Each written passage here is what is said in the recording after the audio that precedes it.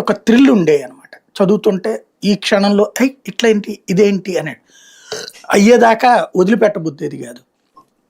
అట్లాగే ఇప్పుడు ఒక అంటే ఆ అయి చదవడం మానేశారు జనం ఇప్పుడు. అంతా కూడా ఈ వీటికి అలవాటు పడిపోయారు. సీరియళ్ళకి లేదా హ్మ్. ఓటీటీ ప్లాట్‌ఫారాలకి. అవును. అలాంటి వాళ్ళని తమ వైపు ఆకర్షించుకోవడానికి ఒక కొత్త ఎత్తేంటయ్యా అంటే వార్తల్ని కథానికలుగా రాయటం.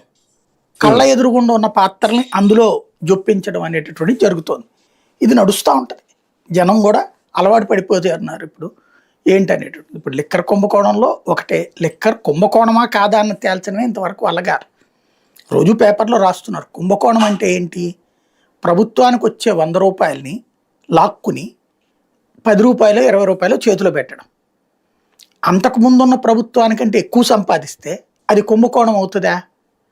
ఇక ప్రభుత్వ దుకాణం అంటే ప్రభుత్వ దుకాణాన్ని ప్రైవేట్‌గా మారిస్తే కుంభకోణం అవుతదా? ప్రైవేట్ దుకాణాన్ని ప్రభుత్వంగా మారిస్తే కుంభకోణం అవుతదా?